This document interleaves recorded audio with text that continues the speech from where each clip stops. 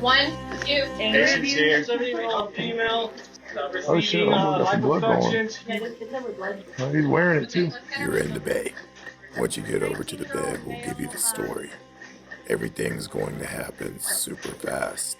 Welcome to the emergency room. I lost the pulse. It's 300 please. I'll keep you on guard again. Pulse check. No pulse. no more pulse. Yeah. Here, what do the ECMO people say? And her blood pressure is off the property. 45 minutes of CPR and no return of circulation. Okay.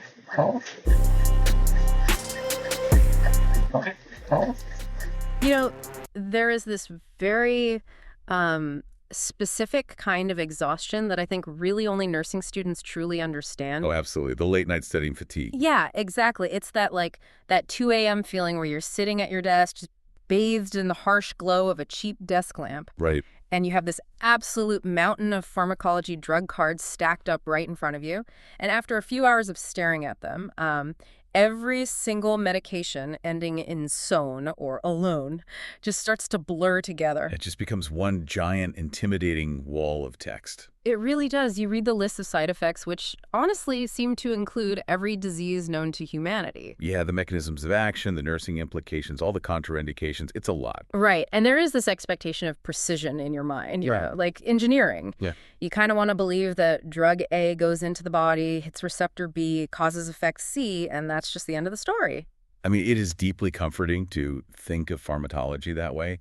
We naturally crave systems that are easily categorized. Especially when an incredibly high-stakes exam is looming over you. Exactly. We want a neat little box for every single pill. But then, and here's where it gets wild, you step into the world of corticosteroids, and suddenly, that neat binary precision is completely blown to pieces. Oh, totally shatter. Right. We are looking at a pharmacological landscape that is just massive, it's chaotic, and it infiltrates almost every single body system simultaneously. It really is a systemic takeover. So today we are talking directly to you, the nursing student who is just trying to make sense of all this chaos. Welcome to the deep dive. Glad to be here for this one. Today, we are taking your source material on betamethasone valerate, and really betamethasone in general, and we are applying the Pareto principle. Yes, the 80-20 rule. Exactly. We are not going to sit here and read a, phone book style list of 100 disconnected side effects. Nobody retains information that way? No, they don't. So we are focusing intensely on the critical 20% of this drug's physiological profile. Because understanding that core 20% is what's going to give you 80% of what you need to know to absolutely crush your pharmacology exam. And vastly more importantly, it is going to keep your future patients safe when you are the one actually standing at the bedside holding the syringe. Okay, let's unpack this. I love that approach. What's fascinating here is that pharmacology shouldn't be an exercise in brute force rote memorization. Right. I mean, our brains just can't handle that. Exactly. It simply isn't sustainable for a human brain. It really needs to be an exercise in logical deduction. Okay, deduction. So how do we deduce this drug? Well, if you truly understand the core mechanism of this one specific synthetic glucocorticoid if you can visualize exactly what it is doing at the microscopic cellular level, then that massive, terrifying list of adverse reactions isn't something you have to memorize anymore. Wait, really? It just becomes intuitive. Yeah, it becomes a series of inevitable, totally predictable consequences. You won't have to use flashcards to remember why it causes stomach ulcers or hyperglycemia. Or like brittle bones and stuff. Right. You will just know it because you understand the drug's fundamental design. We're basically going to map the why behind the what. I am so ready to turn rote memorization into clinical intuition. That is the ultimate goal here. Let's do it. So before we can even talk about how to manage a patient taking this drug, we have to strip it down to the studs. What exactly is betamethasone, and what is its primary mission when it crosses the threshold into the human body? Well, at its absolute core, betamethasone is a synthetic glucocorticoid. And the clinical data provides a crucial distinction right out of the gate that you really have to understand. Okay, what's the distinction? It has very little mineralocorticoid activity. Oh, okay, I want to pause right there. Because those two terms, glucocorticoid and mineralocorticoid, are absolute traps on nursing exams. They absolutely are. Students mix them up all the time. Right. So when we say mineralocorticoid, we are talking about hormones like aldosterone, right? The hormones that are primarily regulating the balance of salt and water in the body. Yes, exactly. They basically sit in the kidneys and tell the body to hold on to sodium and flush out potassium. Okay. So by stating that betamethasone has minimal mineralocorticoid activity, we are defining what it is not built to do. Precisely. Its primary engineered mission just isn't fluid regulation. Though, to be clear, fluid shifts absolutely still happen as side effects, right? Yes. And they can be incredibly dangerous, which we will definitely get into. But its day job, its primary intended mission, is as a glucocorticoid. Meaning what exactly for the patient? It means it is an incredibly potent, systemic anti-inflammatory and immunosuppressive agent. It is literally designed to hijack the body's immune response and force a systemic shutdown of inflammation. Wow. Hijack the immune response. Yeah. And there is also a highly specific off-label use for fetal lung maturation in the later stages of pregnancy, which is just a fascinating mechanism we'll explore in depth later. I definitely want to get into that pregnancy aspect later. But all right, so its day job is an anti-inflammatory powerhouse. But how is it actually accomplishing that? It's all about the cellular cascade. Because, reducing inflammation sounds so simple when you say it out loud, like just putting an ice pack on a sprained ankle. Right, but the physiological mechanism in the source material is really dense. It is. We are looking at terms like lipocortins, phospholipase A2, arachidonic acid. I mean, can you walk us through the actual cellular biology here? What is happening the exact second this drug enters a cell? Sure, let's build it from the ground up, because this cascade is the absolute foundation of everything else we will discuss today. Okay, I'm ready. So, when betamethasone enters the body, it doesn't just float around in the blood. It actually crosses the cell membrane and operates at the genetic level inside the cell. Wait, the genetic level, it's altering DNA. Essentially, yes. Yeah. It binds to glucocorticoid receptors in the cytoplasm, and then that whole complex moves into the nucleus to alter gene transcription. Okay, and what exactly is it telling the genes to do? Specifically, it induces the production of a group of inhibitory proteins called lipocortins. Lipocortins. Okay, so the drug tells the cell's DNA to start manufacturing these lipocortin proteins. What is their job? These lipocortins act as a targeted blockade. Yes. Their sole purpose, the entire reason for existing right then, is to antagonize or completely block the activity of an enzyme called phospholipase A2. Okay, phospholipase A2, and why does that specific enzyme matter so much? Because phospholipase A2 is the spark that lights the entire inflammatory fire. Ah, okay. How so? Well, in your white blood cells, your leukocytes, there are these structures called lysosomes. Phospholipase A2 is responsible for breaking down the lysosomal membranes of these white blood cells to release a very specific fatty acid. Let me guess. Arachidonic acid. You got it, arachidonic acid. Man, I feel like every nursing student has a visceral reaction to that name. It shows up in every single unit. It really should, because arachidonic acid is the essential building block. It's the absolute physiological prerequisite for the formation and release of a massive army of endogenous inflammatory mediators. So it's the raw material for inflammation. Exactly. If you have arachidonic acid, your body can synthesize prostaglandins, which cause pain and fever. Right. It can synthesize kinins, which cause vasodilation and vascular permeability.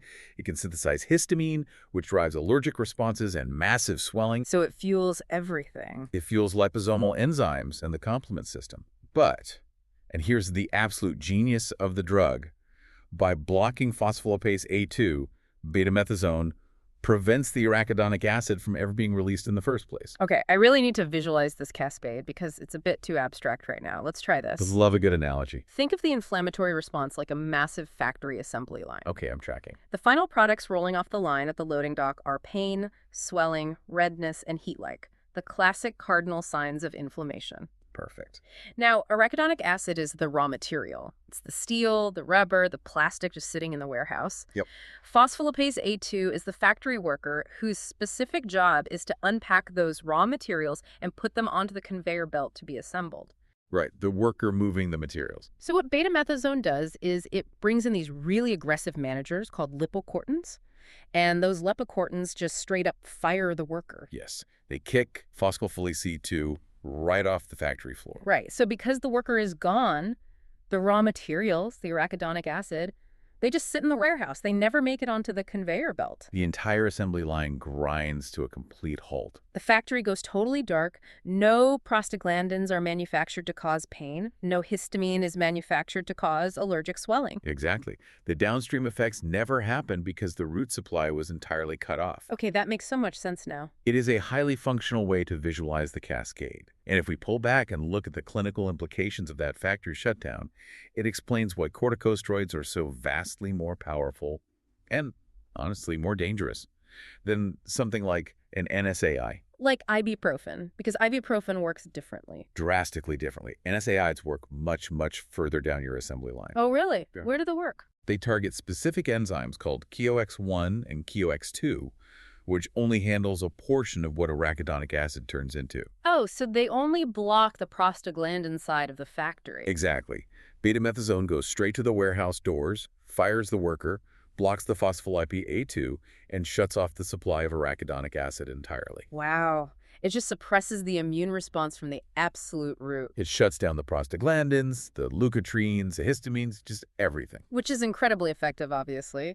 But as we'll see, taking out that much of the body's natural defense system has massive collateral damage. Massive. But before we get to the damage, the clinical data breaks down the presentation of this factory shutdown into early and late effects at the bedside. Right, the clinical presentation over time. So what does this actually look like in the patient when we first give it? Well, the early anti-inflammatory effects are rapid and dramatic.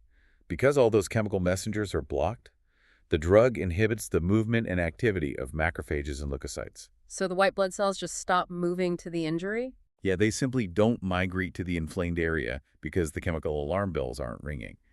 Furthermore, it reverses vascular dilation and vascular permeability. Okay, so the blood vessels stop leaking fluid into the surrounding tissues. Clinically, what am I seeing as the nurse? You are seeing a rapid decrease in edema or swelling. You are seeing a decrease in erythema, which is the redness. And you are seeing a sharp decline in pruritus, the itching. That sounds like a massive relief for the patient. It is. The tissue shrink back down, the redness fades, the heat dissipates. It's literally the physiological pause button. And what about the late effects? So the late inflammatory processes involve tissue remodeling and repair. Remember, inflammation isn't just about fighting an invader. Right, it's also the very first step of healing a wound. Exactly. But betamethasone actually inhibits capillary production, it slows down collagen deposition, and it blunts keloid or scar formation. So it stops the body from fixing itself. Pretty much. Clinically, particularly when we talk about dermatological uses, this means a significant decrease in plaque formation and scaling of the affected skin. Wow, it literally stops the tissue from aggressively rebuilding itself. So we have this incredibly potent cellular mechanism. We do. But to get these effects, we obviously have to physically introduce the drug into the body. Let's talk about the pharmacokinetics, the routes of administration, and the dosing principles. This is crucial for nursing management. Because how you give this drug-like, literally where you put it, radically alters its clinical profile and the dangers it presents. The pharmacological data outlines an extensive list of routes. I mean, systemically, it can be administered orally as a tablet or syrup. Okay, pills and liquid. Simple enough. Right. It can be given via intramuscular injection deep into the muscle. It can be given intra-articularly, which is directly into a joint space. Like a knee injection. Yes.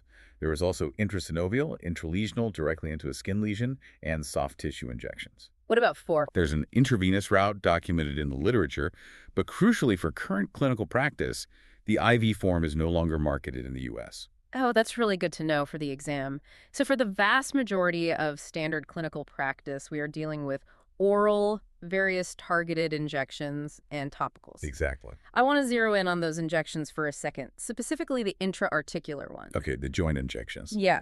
Say you have a patient with severe osteoarthritis, and they were getting an injection directly into their knee joint. A very common scenario. The patient might reasonably assume, oh, the medicine is just going into my knee capsule. It's a localized treatment. It won't affect my heart or my brain or my stomach. And that is a massive, massive clinical trap. Right. It seems so logical to the patient. But how wrong is that assumption? It is a profound misconception, and it is absolutely vital that nurses correct it. The knee joint, or any synovial joint really, is not a hermetically sealed vault. The fluid doesn't just stay there forever. No. The synovial membrane is highly vascularized. The data explicitly states that betamethasone is slowly but consistently absorbed into the systemic circulation following intra-articular administration. So it just leaks right out of the joint and into the blood. How significant is that leakage, practically speaking? Highly significant. Pharmacokinetic monitoring indicates that the plasma concentration of the drug, and consequently its suppressant effect on the endocrine system, can be entirely comparable to that of an intramuscular injection. Wait, really? It's the same as an IM shot? Over time, yes. The patient might get local pain relief in that knee that lasts anywhere from days to several months, which is fantastic for their mobility. Sure. But structurally, physiologically, they're receiving sustained, low-dose systemic exposure. Which means I still have to monitor that patient for systemic side effects. I can't just ignore their blood sugar or their blood pressure just because the needle went into a joint instead of a vein. Exactly. Vigilance remains paramount regardless of the parenteral route. Let's pivot, or rather, let's follow that logic straight into topical administration. A very testable area. Because while specific milligram dosages aren't really the focus of our source material here, the underlying principles of topical dosing are heavily emphasized. And these are incredibly testable concepts because they dictate patient safety. The foundational rule for applying topical betamethasone is completely non-negotiable. What is it? It must be administered as a thin film and rubbed gently into the affected area. A thin film. Not a thick glob, not frosted like a cupcake. A thin film. Exactly. Just a thin film. Why is that so rigidly emphasized? I feel like patients often think more is better. If my rash is really itchy, I should put a massive amount of cream on it, right? And that intuition is precisely what causes severe adverse reactions. The amount of the drug that is absorbed systemically, the percutaneous absorption, is almost entirely dependent on the physical state of the skin at the application site. The skin isn't just a wall. Right. The skin is a barrier, but it is a permeable one. The data explicitly warns that absorption skyrockets in areas where the skin is damaged, where it is actively inflamed, or where the stratum corneum, the protective outermost layer of the epidermis, is naturally thin. Okay, so let's think about the anatomy for a second. The skin on the soles of your feet or the palms of your hands is incredibly thick. The stratum corneum there is like a fortress. A very strong barrier. But places like the eyelids, the face, the genitalia, the inner thighs, the skin there is basically like delicate tissue paper. Precisely. If a patient applies a high-potency topical steroid like betamethasone, dipropionate, to their face, a massive percentage of that active compound is going to bypass the local tissue and cross right into the capillary beds. It just sinks right into the blood. And once it is absorbed through the skin and enters the bloodstream, the data warns that these topical corticosteroids enter the exact same pharmacokinetic pathways as systemically administered pills or injections. Wow. They act just like an oral pill at that point. So a patient could theoretically throw themselves into a full-blown endocrine crisis just by over-applying a skin cream to their face. That is wild. It happens more often than you'd think. And here's where it gets incredibly clinically relevant. The data specifically points out the dangers of occlusion. It states that occlusion drastically increases absorption. Yes.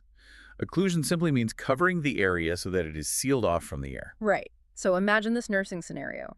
A patient applies topical betamethasone to a really bad rash on their arm, and then, thinking they are protecting it, they wrap it tightly in saran wrap or a non-breathable plastic bandage. Oh, a huge mistake. Or, even more commonly, a parent applies the ointment to an infant's severe diaper rash and then fastens a tight waterproof diaper right over it. They have just accidentally created an occlusive dressing. And the physiological consequences of that innocent mistake are profound. What actually happens under that diaper? By trapping the moisture and the body heat under that occlusive dressing or diaper, they are drastically increasing the hydration of the stratum corneum. So the skin gets waterlogged. Essentially, yes. The skin swells slightly, the cells separate, and the permeability of the barrier is entirely compromised. A dose that was carefully calculated to stay local on the epidermis is now being mainlined into their systemic circulation. That is terrifying for an infant. It is. A nurse must explicitly, forcefully educate patients. Do not cover the treated area with bandages, tight clothing, or plastic wrap unless the physician has specifically, intentionally ordered an occlusive dressing to force that absorption. Education is literally the only defense there. It truly is. So let's trace the drug's journey. Whether it came from a pill, leaked out of a knee joint, or was absorbed through an occluded patch of skin on a baby, it is now in the systemic circulation. How does the body process it? Where does it go? The distribution is widespread and rapid. It enters the kidneys, intestines, skin, liver, and muscle tissues. It goes everywhere. Everywhere. In the bloodstream, it binds weakly to plasma proteins. But, and this is a key physiological concept, only the unbound, free portion of a circulating dose is biologically active and capable of crossing into cells to do that genetic work we talked about earlier. Okay, the free drug does the work. Right. But the most critical pharmacokinetic detail for any nursing student to understand is its metabolism. Systemic betamethasone is metabolized almost entirely in the liver by the CYP3A4 isoenzyme. Okay, the CYP3A4 isoenzyme, I love this part. I like to think of the liver as a massive chemical processing plant, and CYP3A4 is the busiest, most important conveyor belt in the whole factory. That is a great way to think of it. It handles the breakdown of a huge percentage of the medications we use in modern medicine. It really is the metabolic workhorse of the liver. CYP3A4 breaks the active betamethasone down into inactive metabolites, which are then shipped out to the kidneys and excreted in the urine. And the biological half-life of this drug, the time it takes for half of the active drug to be cleared from the plasma, is remarkably long. We're looking at a half-life of 35 to 54 hours. Wait, 35 to 54 hours. That means it takes days for a single dose to truly wash out of the system. Days, yes. Let's talk about the nursing implication here regarding drug interactions, because even though our core data today doesn't hand us a neat little list of specific interacting drugs, the mere mention that betamethasone is a substrate of CYP3A4 is absolute gold for exam prep and clinical practice. It is the skeleton key to predicting interactions, because betamethasone relies on that specific CYP3A4 conveyor belt to be broken down.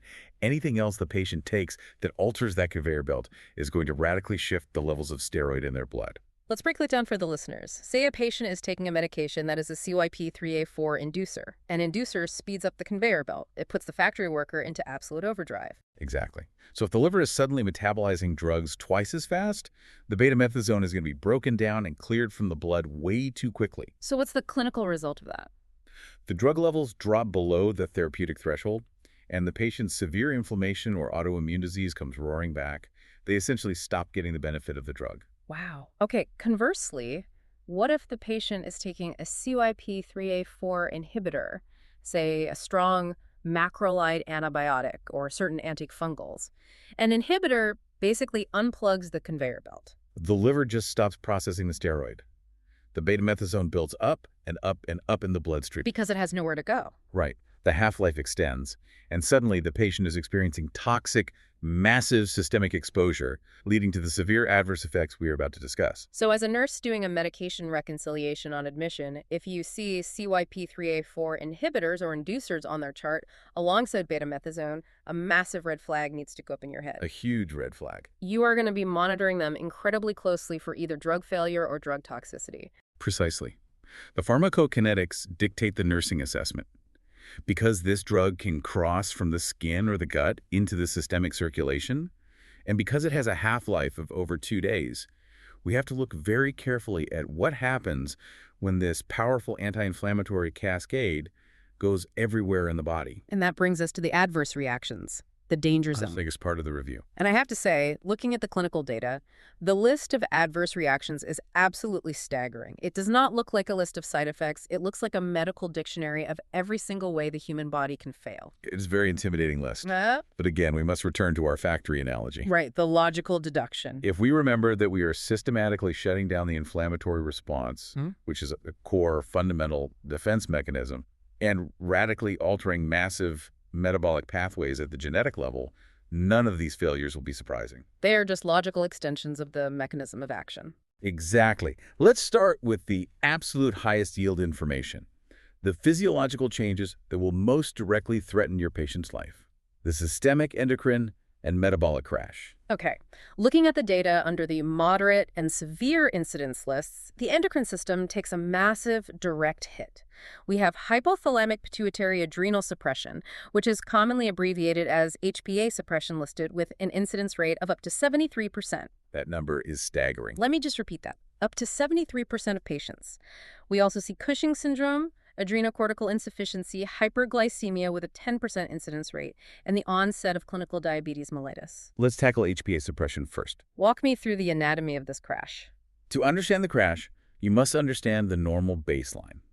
In a healthy person, the body naturally produces its own corticosteroids, primarily cortisol, in the adrenal glands, which sit right on top of the kidneys. Okay. But the adrenal glands don't just produce cortisol randomly. They are managed by a highly sensitive feedback loop involving two structures in the brain, the hypothalamus and the pituitary gland.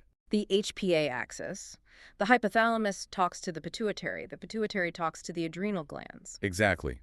When your body's under stress, the hypothalamus secretes a hormone called CRH, which tells the pituitary to secrete another hormone called ACTH, which travels all the way through the blood to the adrenal glands and says, produce cortisol. It's a chain of command. Right.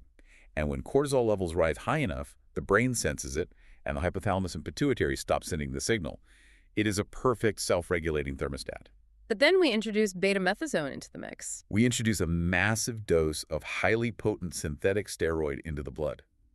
The brain's thermostat senses this massive level of glucocorticoids floating around. So the brain essentially says, whoa, we have way too much cortisol down there. Shut down the factory. Precisely.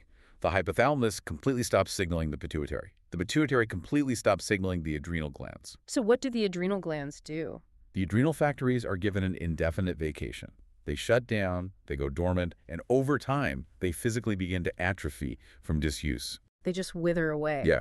That state of dormancy is HPA suppression.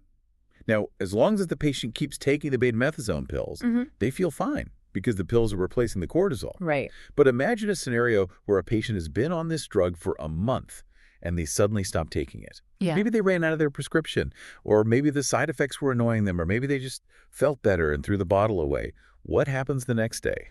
Well, the synthetic steroids from the pills clear out of their system after a few days, but their own natural adrenal factories are still asleep. They've been closed for a month. They can't just flip a switch and turn back on in 24 hours. And that biological lag is what we call adrenocortical insufficiency. It is a terrifying, life-threatening medical emergency. Because they have no stress hormones at all. None. The patient's body suddenly has zero circulating glucocorticoids. They have no stress hormones to regulate basic cardiovascular tone or metabolism. They will rapidly crash into a state of severe weakness, profound hypotension, hypovolemic shock, and potentially death. Wow. So what does this mean for the nurse? What is the actionable bedside takeaway here? It means that the single most critical nursing intervention, like the absolute golden rule of all systemic corticosteroid therapy, is patient education regarding abrupt cessation. You have to talk to them about stopping the drug. You must look the patient in the eye and ensure they absolutely understand. Never, under any circumstances, stop taking this medication abruptly.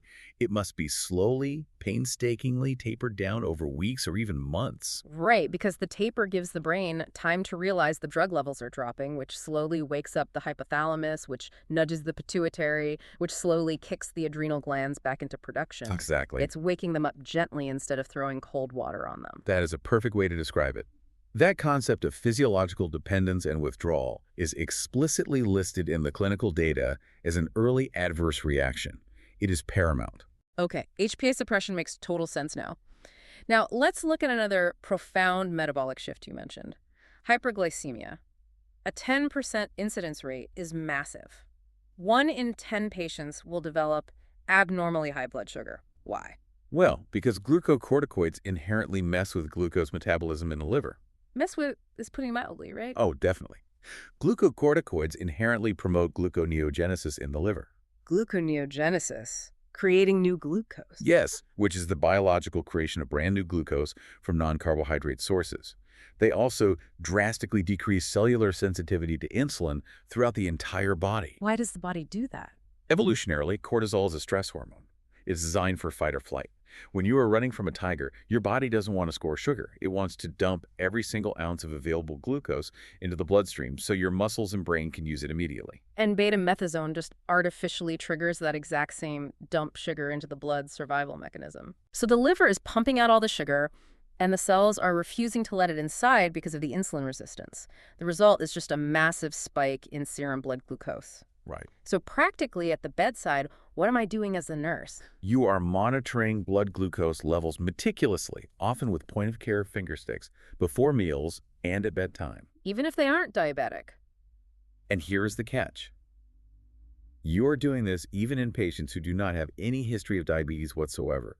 You may find yourself administering insulin sliding scales to a previously non-diabetic patient just to counter the drug's effects. That is wild. And for patients who already have clinical diabetes mellitus. The clinical data lists the onset or exacerbation of diabetes mellitus as a delayed adverse reaction. For a known diabetic, their baseline insulin or oral hypoglycemic requirements are going to spike dramatically. Their normal dose won't touch it. No. You have to anticipate this and advocate for adjusted sliding scales with the provider. Otherwise, your patient will end up in diabetic ketoacidosis or hyperosmolar hyperglycemic state. Okay, so we are rigorously watching their blood sugar, and we are relentlessly educating them on the absolute necessity of tapering. Let's follow the physiological thread. We've established the metabolic shift. Right. But that shift isn't happening in a vacuum. Let's move to the cardiovascular system and fluid shifts, because this is where that little mineralocorticoid activity we talked about at the very beginning really rears its head. Indeed it does. Even though its mineralocorticoid activity is minimal compared to a true hormone like aldosterone, the sheer potency of betamethasone means that mineralocorticoid effects, specifically fluid shifts, absolutely still occur. Let's look at the list. If we look at the severe and moderate incidence lists, we see heart failure, thromboembolism, myocardial infarction, hypertension, hypokalemia, hypernatremia, and sodium and fluid retention. Let's unpack the sodium and fluid retention, because that cascade drives almost everything else on that list. It's the root cause. The fundamental rule of fluids in the human body is water follows salt, always. So if the drug is telling the renal tubules in the kidneys to hold on to sodium, which gives us hypernatremia, the kidneys are consequently holding on to water. Exactly. The vascular system starts retaining massive amounts of fluid. So the actual volume of fluid inside the blood vessels increases. That increased volume pushes against the vessel walls, which logically leads to early hypertension. Right, the pressure goes up. And eventually, in susceptible patients like the elderly or those with underlying cardiac issues, the heart simply cannot pump that increased volume effectively. It gets overwhelmed. The fluid has nowhere to go, so it backs up into the peripheral tissues, causing edema. And worse, it backs up into the lungs, causing pulmonary edema and acute heart failure. That is the exact pathophysiology. The nursing management here requires rigorous daily observation. Like daily weights. Yes, you must monitor daily weights, and it must be done accurately. Same time, same scale, same clothing. A sudden weight gain of 2 pounds overnight is not fat, it is retained fluid. It's the water weight. It is the earliest and most sensitive indicator of volume overload. You are monitoring blood pressure closely every shift. You are physically assessing for peripheral edema in the ankles and the sacrum. You are auscultating the lungs for crackles. Okay. And the data specifically calls out hypokalemia, low potassium. Yes. The kidneys work on an exchange system. As the distal tubules stubbornly hold on to sodium due to the drug's influence, they are forced to excrete potassium into the urine in exchange. Ah, so you lose the potassium. Yeah, this leads to hypokalemia. And hypokalemia is incredibly dangerous because it alters the electrical resting state of the myocardium, the heart muscle. Which causes arrhythmias. If you look at the severe, rapid, or early reactions in the data, you see arrhythmia exacerbation and true cardiac arrest.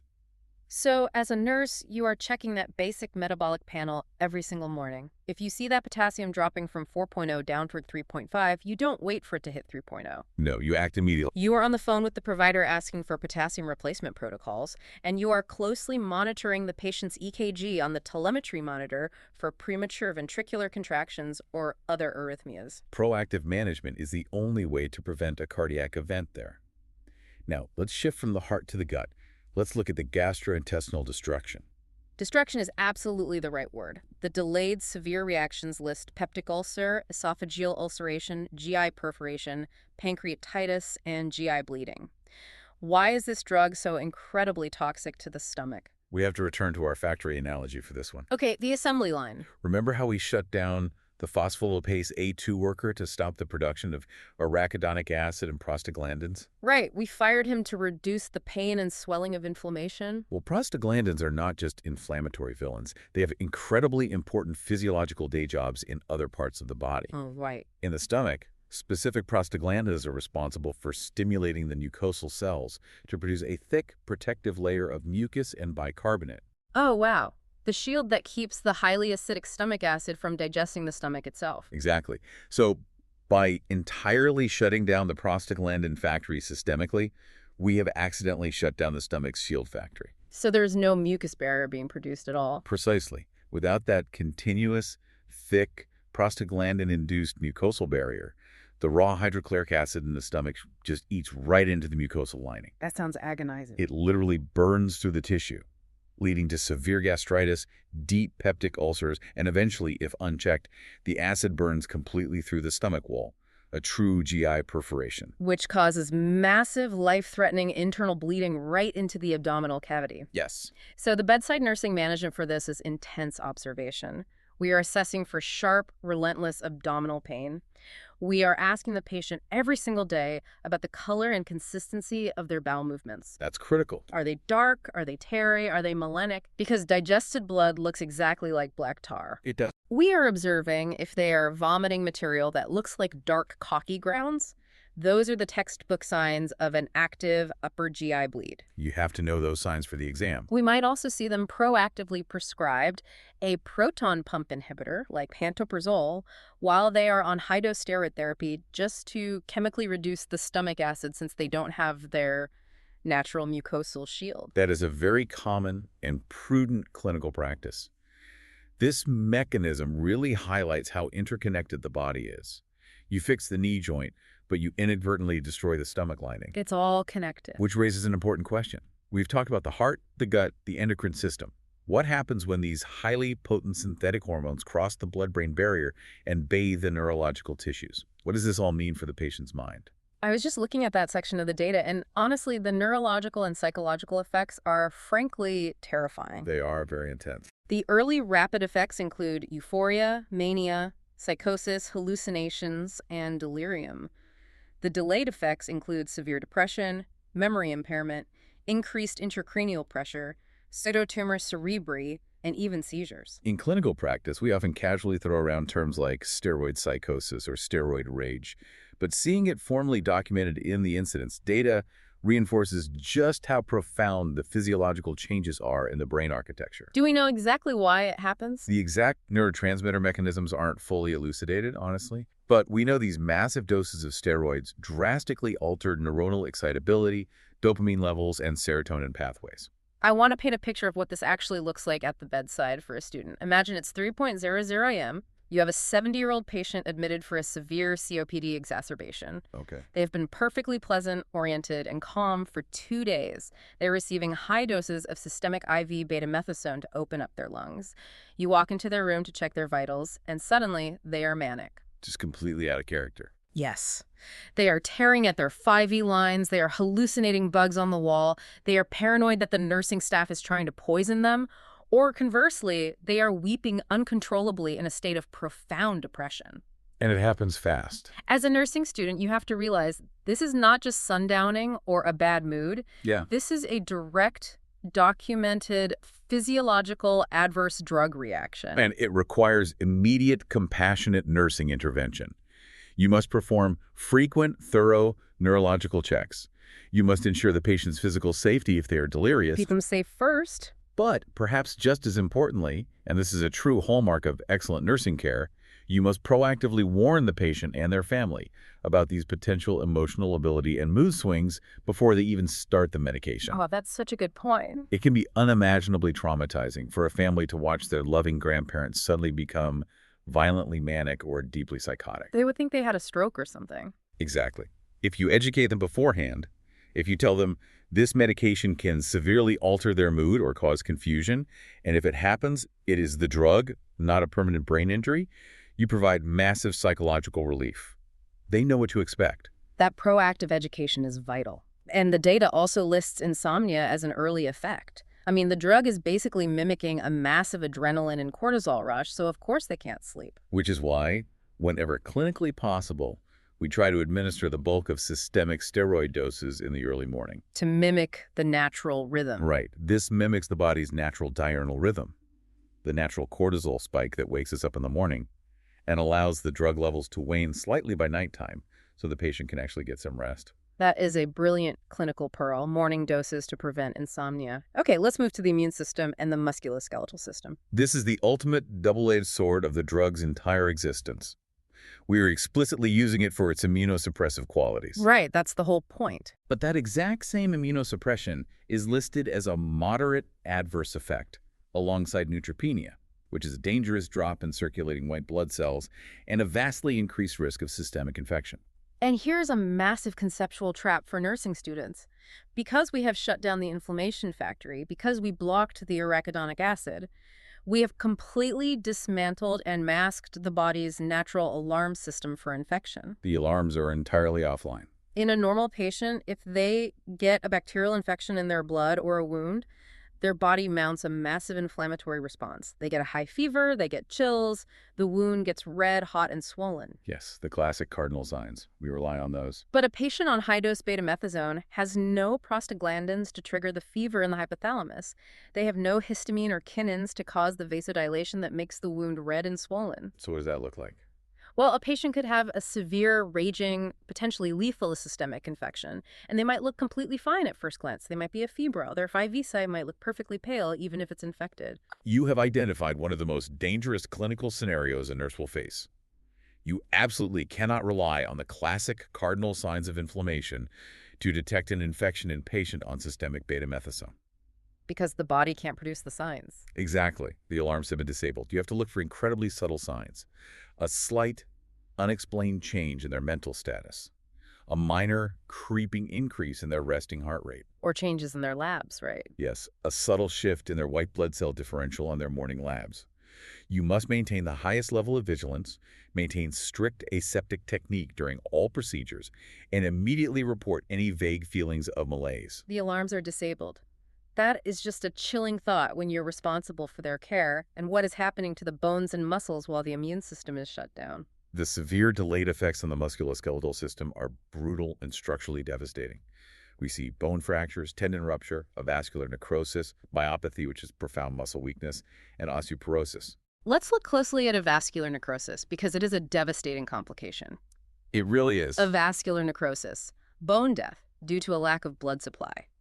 I've usually heard of this happening in the hip joint, specifically the head of the femur. How does a steroid cause the femur bone to literally die and collapse? The mechanism is multifactorial, but one of the leading theories involves lipid metabolism. Corticosteroids can cause fat cells adipocytes to undergo hypertrophy, meaning they swell and enlarge. Okay, the fat cells get bigger. Inside the enclosed rigid space of the bone marrow cavity, these enlarged fat cells actively increase the intramedullary pressure. This physically compresses the tiny, delicate capillary beds that supply blood to the bone tissue. Oh, it just squeezes the blood supply shut. Furthermore, steroids can cause microemboli, tiny fat clots, to block those vessels. The bone tissue is literally starved of oxygen and nutrients, and it necroses or dies. The structural integrity just collapses. That is horrifying. And the osteoporosis? Corticosteroids directly inhibit osteoblasts, the cells that build new bone, while simultaneously stimulating osteoclasts, the cells that break down old bone. They literally thin the bones from the inside out over time. So synthesizing this into nursing management for the musculoskeletal system, if you have an elderly patient on chronic betamethasone therapy for, say, severe rheumatoid arthritis, they are at an extraordinarily high risk for pathological fractures. Highly remote. They could break a hip just by standing up too quickly. Fall precautions are absolutely non-negotiable. What specific precautions are you taking? You keep the bed in the lowest possible position. The call light is always within reach. You ensure the room is free of clutter. And you proactively assist them with all ambulation. Because of the myopathy, right? Yes, because their bones are fragile, and they're also experiencing steroid-induced myopathy, meaning their leg muscles are actively weakening. They're just a huge fall risk. Excellent. Pragmatic application of the physiological data to bedside care. Now, having reviewed this massive, intimidating list of systemic dangers, from the brain to the bones to the gut, we must ask the logical next question. Who shouldn't take it? Right. Who should absolutely avoid this drug? What are the contraindications? You know, the interesting thing about the clinical data we are reviewing today is that it doesn't actually hand us a big, bold header that says, contraindications, memorize this. No, it doesn't. But as a nurse, you are expected to synthesize the data and deduce the contraindications directly from the severe reactions list. Exactly. This requires critical thinking. We aren't just reading a label. We are applying clinical logic. If we look at the rapid severe incidences, we see anaphylactoid reactions and true anaphylactic shock listed. Right. So absolute contraindication number 1, which is universal for almost all pharmacology. Any patient with a known hypersensitivity or a documented prior severe allergic reaction to betamethasone or any inactive component of the formulation. That's a given. If it caused anaphylaxis before, you just do not give it again. Correct. And based on our extensive discussion about the immune system, if we know the drug causes massive systemic immunosuppression, profound neutropenia, and completely masks the clinical signs of an active infection, who else should probably not receive this medication unless it is an absolute life or death necessity? Patients with active, untreated systemic infections. If a patient is battling a raging fungal blood infection or active tuberculosis or a severe bacterial sepsis, the absolute last thing you want to do is introduce a drug that completely paralyzes their immune system's ability to fight off that invader. It would be disastrous. You would be giving the infection a free pass to multiply. You would only ever use it in those scenarios with extreme caution, usually under the direction of an infectious disease specialist, and always with concurrent aggressive antimicrobial therapy. Precisely. The risk of overwhelming sepsis outweighs the anti-inflammatory benefit. Now, I want to pivot back to the topical administration because there is a profound paradox here that dermatologists and wound care nurses grapple with constantly. Oh, the dermatological ironies. This is just wild to me. We use topical betamethasone valerate primarily to fix skin problems, to reduce severe eczema, to calm psoriasis flares, to treat unmanageable rashes. Right, it's a skin treatment. But when you look at the adverse effects that the drug has on the skin, it's shocking. It truly is a double-edged sword. The data lists severe delayed skin atrophy with an incidence rate of up to 33.0%. Let me stop you there. Up to 33% of people experience skin atrophy. That is 1 in 3 patients. That is an incredibly high incidence rate for a severe effect. It is remarkably high. Yeah. The mechanism here is tied to the late anti-inflammatory effects we discussed earlier. The tissue remodeling. Yes, because the drug strongly inhibits collagen deposition and capillary production to stop the healing phase of inflammation. Over time, it literally wastes away the healthy tissue. Wow. The skin loses its structural matrix. It becomes paper-thin, incredibly fragile, and translucent. You can visibly see the underlying capillary networks. It loses all elasticity. And the data also lists impaired wound healing, skin ulceration, severe striae, which are deep, permanent stretch marks, hypertrichosis, which is excessive, abnormal hair growth, and both skin hyperpigmentation and hypopigmentation, meaning it completely alters the color of the skin. So we are prescribing a potent cream to treat a cosmetically distressing rash. But if used improperly, we risk leaving the patient with paper-thin skin that tears easily, permanent deep stretch marks, excessive facial hair growth, and patchy discoloration. That's quite the trade-off. What does this paradox mean for nursing management? It all comes back to relentless patient education and strict adherence to the dosing guidelines. You have to educate the patient that high-potency topical betamethasone is a targeted weapon for short durations only. It is a quick strike, not a long war. Exactly. It is not a daily facial moisturizer. You must continuously assess the application site for any early signs of skin thinning or delayed wound healing. And what if the skin is already broken? Crucially, you do not use it on weeping, open, or actively infected skin lesions because, again, you are paralyzing the local immune response and preventing the fibroblasts from rebuilding the tissue. And beyond the physical assessment, you must be profoundly empathetic to the psychological impact of these side effects. Oh, absolutely. Developing permanent, deep striae or severe hypertrichosis on the face can be deeply distressing, even traumatizing for a patient. By educating them clearly on these specific risks, you ensure they don't accidentally abuse the medication. Right. Applying it too often or for too long out of a desperate desire to clear up a minor blemish faster. Okay, we've covered the systemic dangers, the metabolic crash, the psychological effects, the immune masking, and the dermatological paradox. Finally, let's look at a highly specific, incredibly complex patient population that always shows up on nursing board exams because the stakes are so phenomenally high. Pregnant and lactating patients. Yes, this is a critical area of study. The physiological variables in pregnancy and lactation multiply the complexity of any drug, and the clinical data provides very nuanced guidelines for betamethasone. Let's start with pregnancy. Okay, the data states that systemic betamethasone use should be approached with extreme caution and only used when the anticipated concrete benefit vastly outweighs the potential fetal risk. Because it's teratogenic. It notes that corticosteroids are generally terogenic, meaning they are known to cause severe birth defects in laboratory animals. Yes, the animal data is clear. And in human observations, the clinical data reports complications including cleft palate, stillbirth, and premature abortion when systemic corticosteroids are administered during pregnancy. That is terrifying. It sounds like an absolute contraindication across the board. It really does. But then, the data introduces a highly specific, incredibly important off-label exception that completely flips the script. It does. It states that betamethasone suspension for injection has been routinely used off-label in the later stages of pregnancy, specifically to induce fetal lung maturation in patients who are at a high risk for preterm birth. Let's unpack this scenario deeply because this is a classic, complex exam question. If we just establish that systemic steroids can cause stillbirths and cleft palates, why on earth are we actively injecting a potentially dangerous teratogenic drug into a pregnant woman? It is the ultimate calculation of risk versus benefit. If a mother goes into premature labor at, say, 26 or 28 weeks gestation, the biggest, most immediate lethal threat to that premature infant's survival isn't a cleft palate. What is the immediate threat? The threat is respiratory distress syndrome. Their tiny lungs simply haven't developed enough physiological surfactant to keep the alveoli inflated. Every breath is a massive struggle, and they often fail. So how does the steroid help? In this highly selected, critical circumstance, a systemic injection of betamethasone to the mother crosses the placenta. It creates a massive stress response in the fetus, which rapidly accelerates the cellular maturation of the fetal lungs, stimulating the type 2 pneumocytes to aggressively produce surfactant. It's a calculated risk. The brief, targeted exposure to the potent steroid is deemed vastly less dangerous than the infant being born with entirely non-functional lungs. Exactly. It is a life-saving intervention. But it comes with a physiological cost that the nurse must manage. Right, so the nursing management here.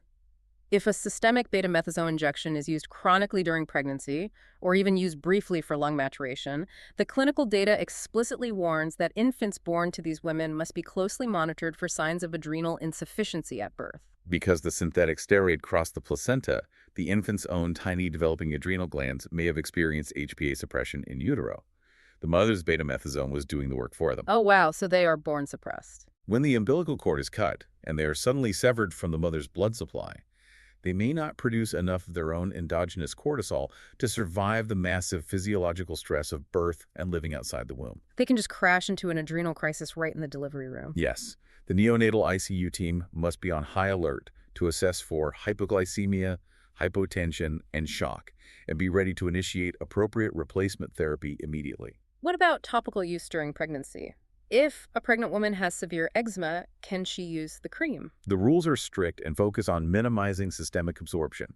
Do not use in large amounts, do not apply to large surface areas, and do not use for prolonged periods. Keep it minimal. The clinical guidelines strongly recommend using mild to moderate potency agents over potent ones like betamethasone, dipropionate. And there is a very specific third trimester warning highlighted in the data regarding potent topicals. Yes, fetal growth restriction and a significantly increased risk of low birth weight have been reported with the use of potent or very potent topical corticosteroids during the third trimester, particularly when using cumulative doses of more than 300 grams. That is a hard, testable data point right there. Greater than 300 grams of potent topicals can physically restrict the growth of the fetus due to sustained systemic absorption crossing the placenta.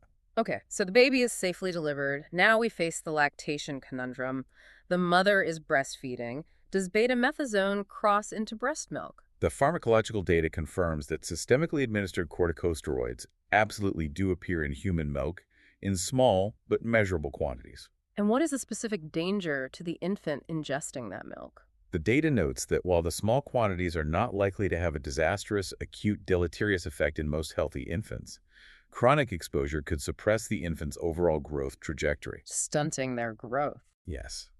More concerningly, it could interfere with their endogenous corticosteroid production, meaning it could chronically suppress their tiny adrenal glands or cause other untoward developmental effects. But interestingly, despite those risks, the data also says that expert medical panels generally consider oral corticosteroids acceptable to use during breastfeeding. Again, it is a delicate balance of risk versus maternal benefit.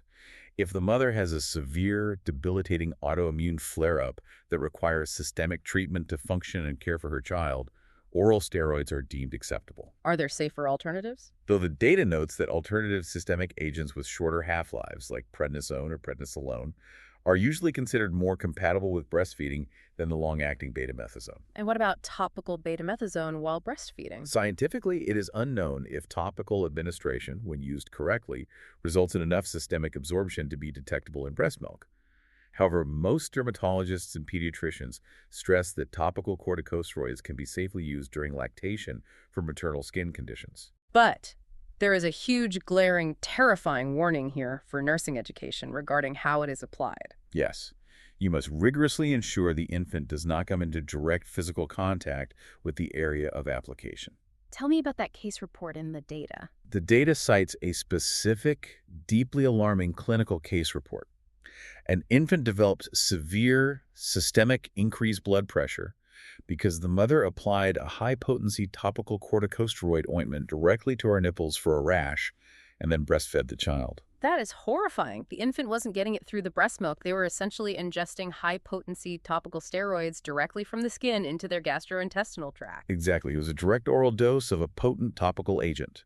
So the clinical takeaway, the absolute non-negotiable rule for educating a lactating mother: if she absolutely needs a topical steroid, recommend less potent agents like 1% hydrocortisone. Never on the chest. Absolutely never, under any circumstances, apply it to the breast or nipple area where the infant's mouth will make direct contact. That exact scenario is the kind of veto that separates a student who just memorized a flashcard from a great, safe, vigilant nurse who truly understands patient risk. It's about anticipating the human element and protecting the most vulnerable patients from accidental harm. It truly is. It is the essence of nursing practice. All right, let's zoom out and summarize the massive ground we've covered in this deep dive. Betamethasone is an incredibly powerful synthetic glucocorticoid.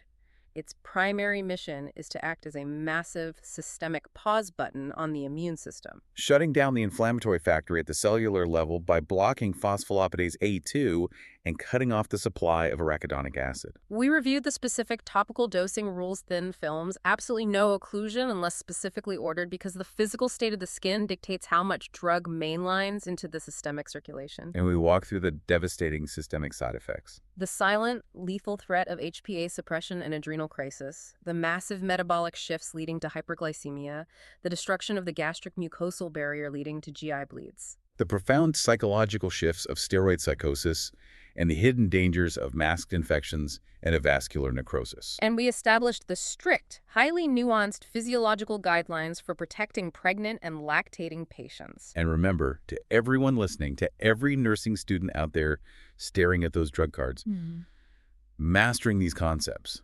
especially deeply understanding the physiological why behind the side effects, is what will carry you through the trickiest exam questions. And more importantly, into safe, competent clinical practice. You aren't just memorizing a list of bad things that happen.